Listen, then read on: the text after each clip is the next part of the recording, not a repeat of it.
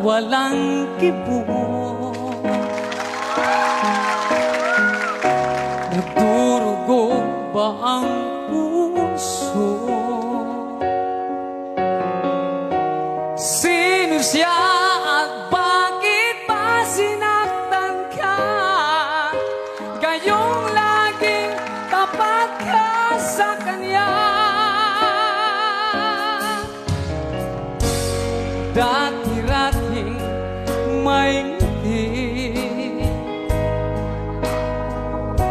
nakita ko sa iyong labi.